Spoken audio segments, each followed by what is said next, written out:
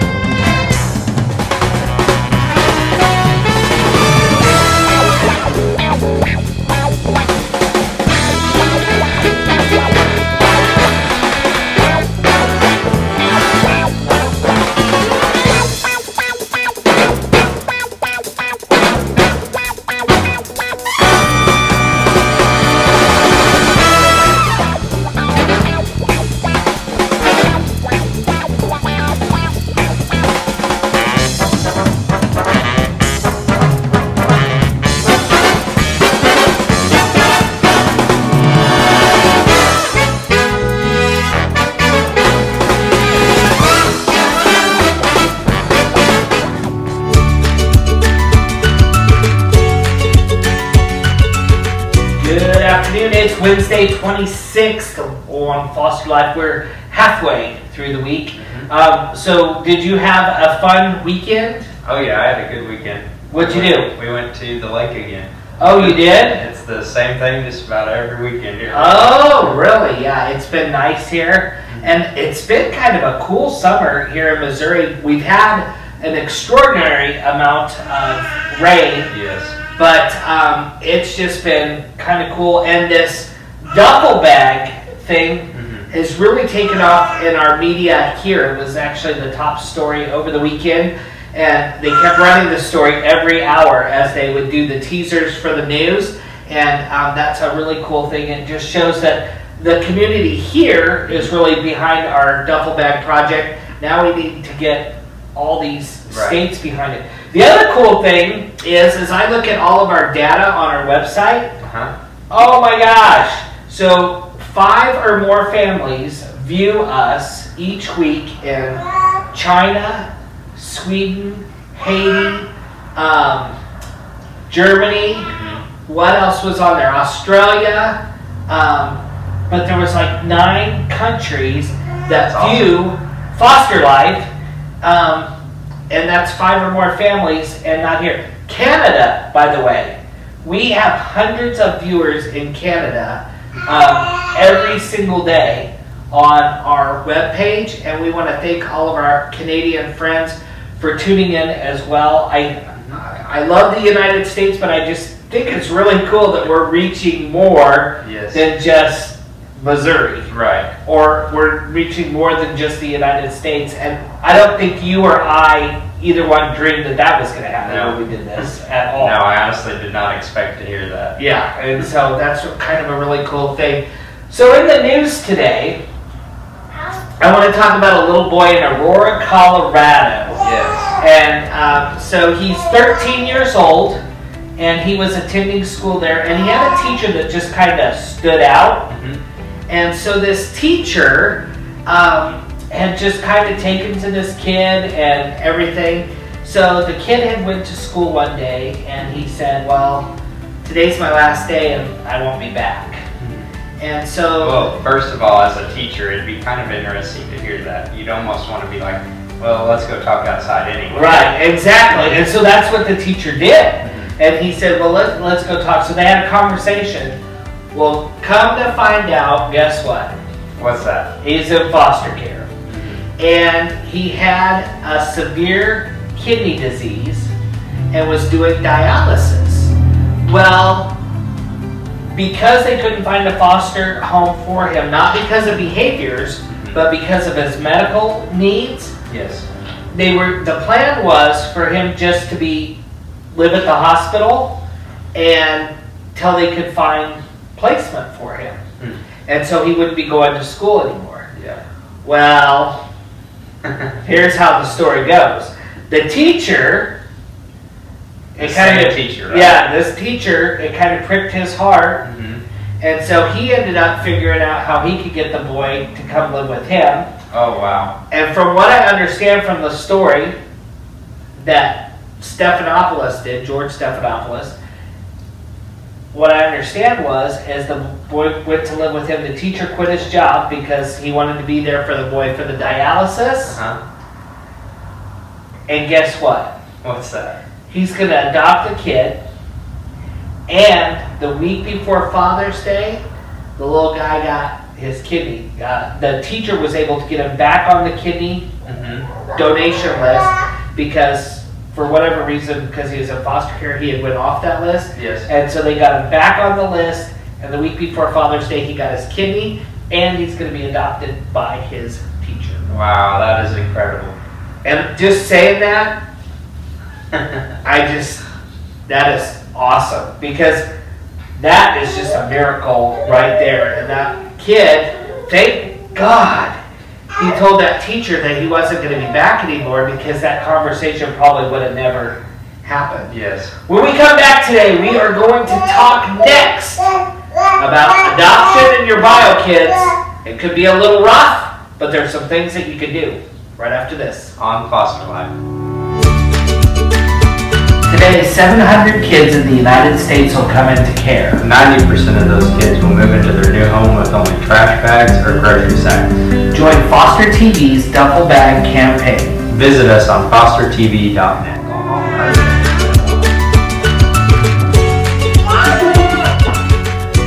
118,000 kids in the United States are up for adoption, and adoption looks several different ways in the United States. Some people adopt because they can't have kids. Some people adopt because they have an empty nest and all of their bio kids have moved out. And then some people adopt with their bio kids still living with them at home, and they choose to adopt a child. Today we're talking about adoption and bio children and kind of how that relationship works and how we can make that better as well. Courtney! Well, actually, Rob, with you being a parent of adopted children, I mean, what do you normally do whenever you have somebody new come into your home? So when they come to us, so every single kid we have except for the babies have asked us to adopt them. And so what we do is we sit down as a family and we say, you know, Sam came to us last night, he wants to be adopted, and we include the whole family in that decision, and we talk about it as a family so that nobody feels like they're being left out, or nobody feels like they're being less loved, or that the relationships are going to change, if that makes sense. I think that's the number one thing that you can do is include them in the decision to adopt. I mean, it's not just the parent's life that's being changed, it's their life as well. And anytime you bring a new member of the family in, whether that's a child or a puppy or a cat or grandma, grandpa, the dynamic changes. Right. So including them in that decision is the most important thing you can do. Right.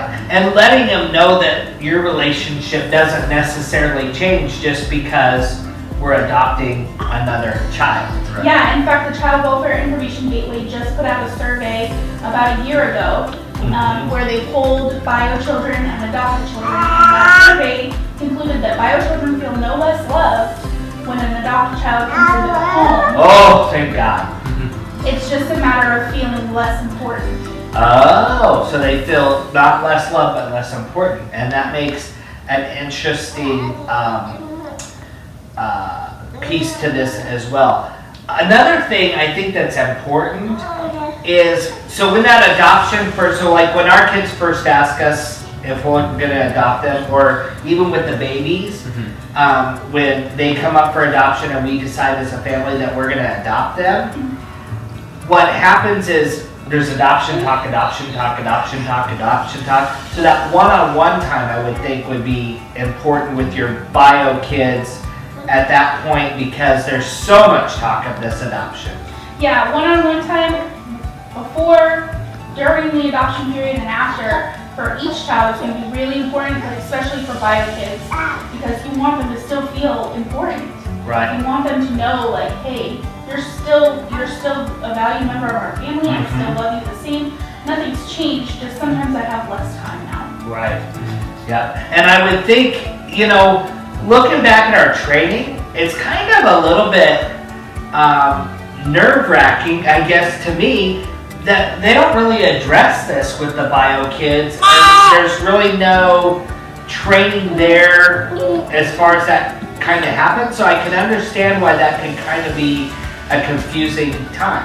Yeah, and you know, there's not a time when the trainer is going to say, no, you can't bring your child unless you're talking about certain topics that maybe kids shouldn't be exposed to. Right. I know here in our county there are several trainers who do concurrent child trainings that are like starting the Spalding adoption program at the same time as the adults are going through it, but it's kind of watered down for kids. Right. Which seems to really help with the whole process for kids. Right.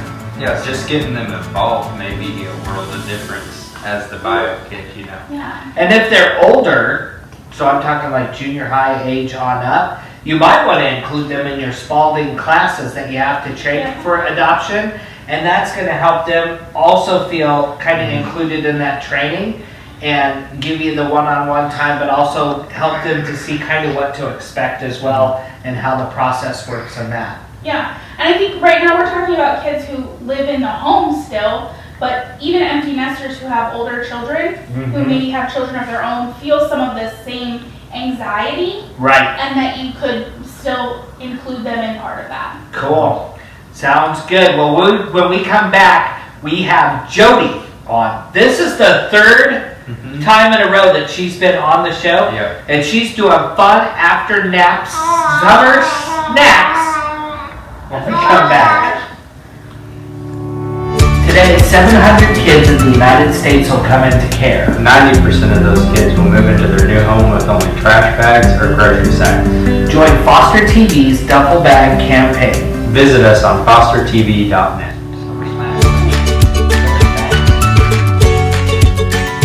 Welcome back to Foster Life. Today we're talking about summer snacks after nap. Fun that you can do for your kids right here. If you heard my baby in the last episode, my 1-year-old is here in the studio with me today. And so she's talking to our dad as I'm working today. And she's enjoying some of the summer snacks. Yeah, she's already eating the summer snacks. So what are we making today, Jody? We are making apple sandwiches. Ooh! Hey, hey, hey. Apple sandwiches. Okay. With lots of varieties. Okay, so show us what we're gonna do. You start with slicing your apple. With a paring knife, just Oh yeah, cut out the center. so you have a circle. So do Tristan and I get one of those? Get one. Okay, cool. So we're gonna get one of these apples here. Now see, this is what it's gonna look like, I'm guessing, right? Yes. When we get done. We'll have lots of choices. Some of the things that we have here are M&Ms, white and chocolate chips, sprinkles, granola, crushed graham crackers, just some cereal, raisins, coconut. But our base will be peanut butter or Nutella. Ooh. This stuff kind of seems like something that I would already have in my pantry. Yes, exactly. You know, like just extra. That is, when I've made it for my children, it has always just been whatever I have been able to pull out of the pantry. Except for raisins. Ugh, those are good. I don't like raisins at all. So stay away from those. Okay, I won't be eating those. But it's fun to let your children participate. You can have them cut like I have done for you guys. Yep. And then they get to pick. Okay, so we're going to do peanut butter and then Nutella first? Nutella, yes. Okay, one of the two. You can mix them if you want. Are you going to make one with us? I'll make one. Okay, so we're going to put this on there like that. Woo! Okay. And then we just start putting toppings on. That's it. It's that easy. This is easier than the rockets. Yeah, this is really easy compared to the rockets. Those were kind of, and then we put this kind of stuff on. Yes. So what do? You would just have all of this stuff ready probably while they're napping? Yes. You get it all ready? That's the time to do it. And you can just prepare them, have them set up just like this when they wake up. And then it's also an activity, so it keeps them busy. Right. I did wash my hands just so Oh, thank goodness. yeah. Oh yeah, that's looking good. And Oh, M&M's, those are my favorite. Oh, and they make it fun, and they can, like, it's kind of like a project. What are the, oh, those are raisins. No, these are the blueberries. Those are raisins. Oh, these are blueberries. Well, I'll try blueberries. Yes, dried blueberries. Yeah, blueberries are good. Okay. And pretty healthy. I mean, you're getting your fruit. You're getting some grain stuff. Protein. Yeah. Peanut butter. Yep. You're getting some chocolate. That's always good. And the great thing is that you can make these with whatever you have on hand. Right. So if you have dietary restrictions, Yep. you just put what works for your family. Okay, so we're going to try one of these. Oh, I bet these are going to be good. Oh, you're going to put sprinkles on yours? You're doing like a coconut beach thing. Oh, Yeah, that looks pretty nice.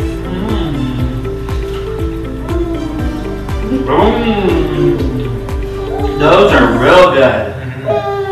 Adlib said, those are real good. I tried it, yeah. I know. All right. When we come back, we're going to wrap up today on foster life.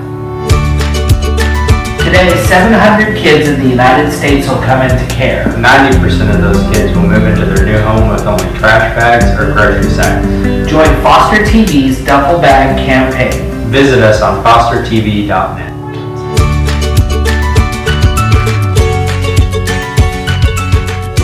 Welcome back to Foster Life. So what you think of the snack? Oh, I think that snack was a hit. Yeah, Courtney came and joined us during commercial, and she had a snack with us, and I really like those. Yeah. And they're pretty healthy, but they're really tasty too.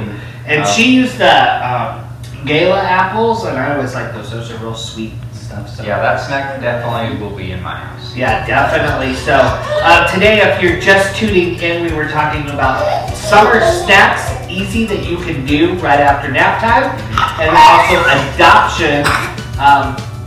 You know, mix in the adoption with your bio kids and how that. But I think tomorrow we're going to go ahead, or on Friday we'll continue that conversation, and we're going to be talking about big deals that you can get as well. As school approaches and you're buying school clothes and supplies and all of that kind of stuff. We'll get into that a little bit. So we're going to have Jody back again. This will be like her fourth time. It's kind of like the Opry. When you have a good one come on the Opry, they just keep calling them back like every night. Well, we just keep calling Jody back all the time because she does really Sure good. enough, she comes. Yeah. So she'll be back with us on Friday, and I think that's going to be really cool as well. Adeline, you gotta quit talking over there. If you want to win a date escape, it is not too late. We just need you to submit your story as to why you or somebody else deserves the magical date of their life. And it's going to be awesome.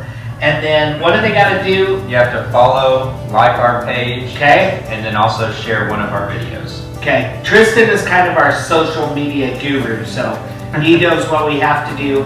I know that you can win a date. You guys are going to pick the date. You and our marketing and sales manager are going to pick the story, and then I'm going to produce the date. It should be a lot of fun, and we've had some really cool stories so far. Yes, we sure have. You also can win a Tony Gonzalez. You see it right here. Tony Gonzalez framed matted picture signed by him, limited edition. And the way that you can win that is donate $5 or more to our duffel bag giveaway that we're doing for foster kids. Trash bags, no more for foster youth.